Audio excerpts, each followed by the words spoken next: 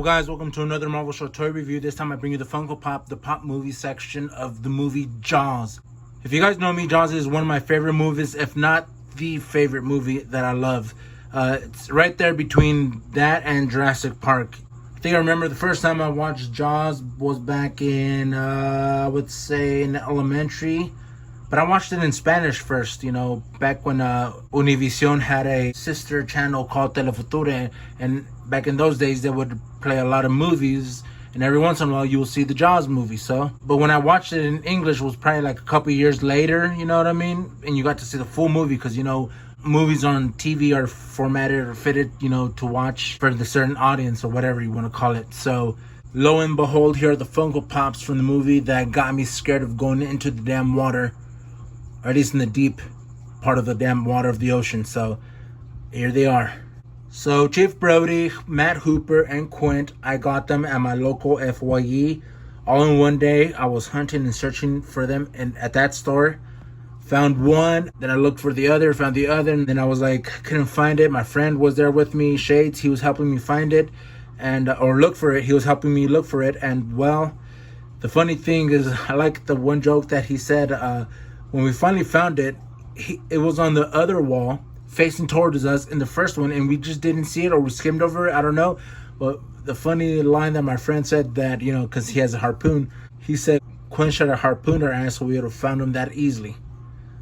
Because it was just right there and we somehow didn't see him. But when I got it, I was happy. I had all the three of them complete. Because this Jaws, I had bought it like a day or two before from Walmart. I was like, you know what? I got to complete the damn wave. And I'm going to tell you that I'm not going to complete the wave. Because, watch, when I turn it around, these pops. It says Pop Movies, Quint, number 757. Jaws being 758, Hooper being 756, and Chief Brody being 755. But as you can see, they're all right here in the back. I'll show you what the Jaws one is too. Look at Jaws, looks pretty awesome. Great white shark, at least that's what they call him.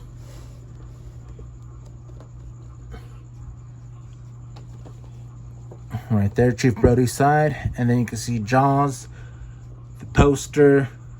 Technically the poster, but still the background looks awesome, you know, from the Jaws movie. But as you can see, it's basically all those figures right there. And then there's the great white shark with the biting tank.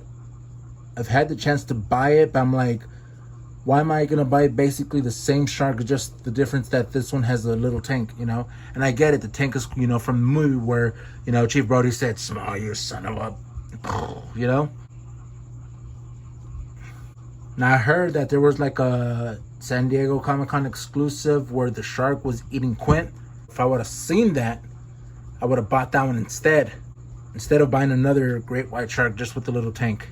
So I'm not going to complete this wave because I'm not going to buy that shark like I said. But that doesn't mean it's not awesome. Look at that. Quint. Probably my favorite character in that movie other than the shark is Quint.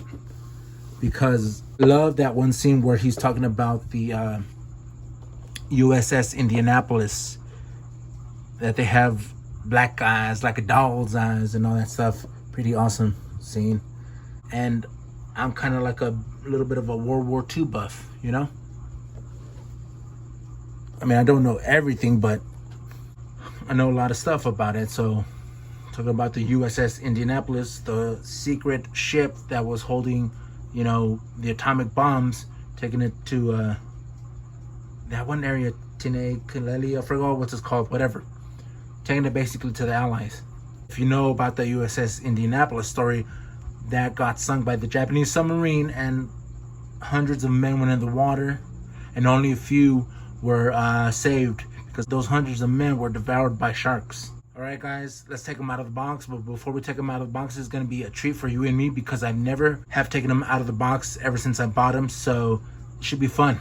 Alright guys, join me. Here they are out of their box. As you can see, they look amazing. And also, as you can see, they came with their own card background. All of them the same. Of course, same image of the orca, you know, sinking.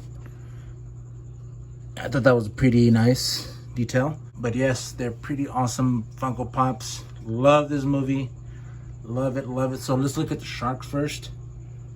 As you can see, the big black eyes, like a doll's eyes. Pretty cool. I love the detail of the gills, obviously the fin of the shark, and then the tail fin, other fins, whatever. The paint job is mostly nearly perfect, except right here. There's a paint splotch right there. Actually, two of them. One the dark gray and one the brown. I'm like, what the hell? But everything else, the teeth, looks pretty cool.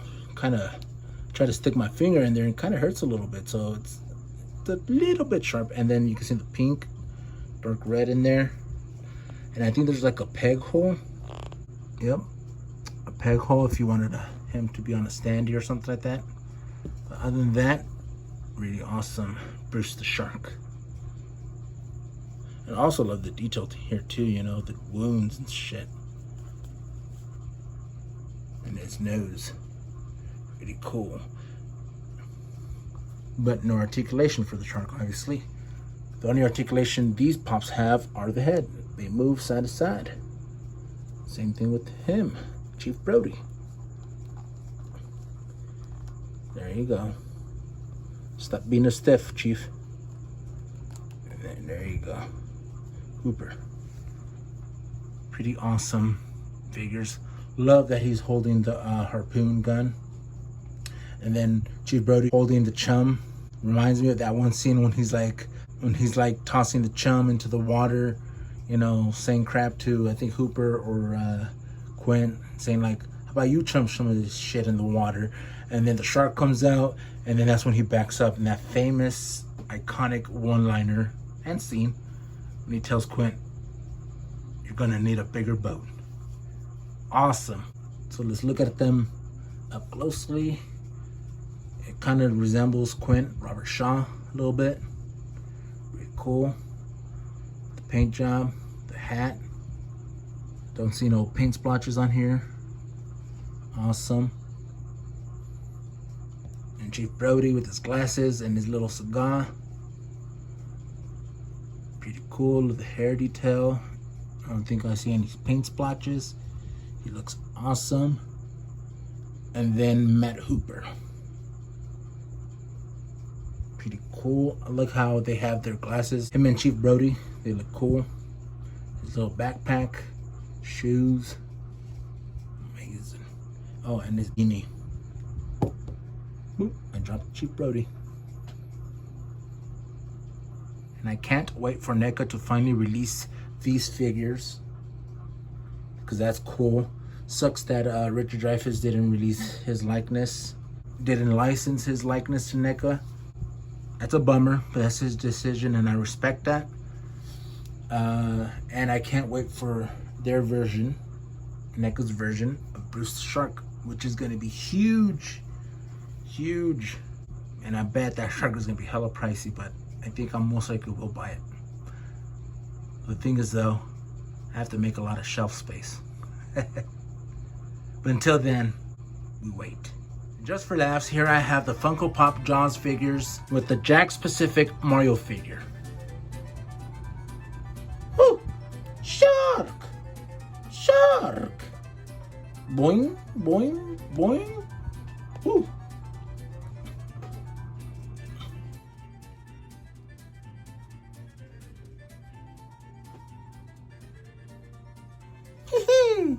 I got it.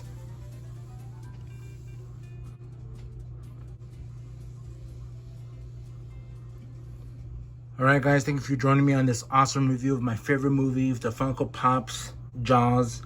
It was awesome to review them for you guys. It was a pleasure. It was fun to take them out of the box for the first time. And these figures, I forgot to say that their texture feels very soft and, you know, cuddly. But yeah, I recommend you guys to get these Funko Pops if you're a fan of Jaws, if you're a fan of the ocean, if you're a fan of Steven Spielberg that created Jaws and Jurassic Park. Come on, guys, you know? So yeah, guys, stay tuned for my next video. It's going to be pretty damn awesome.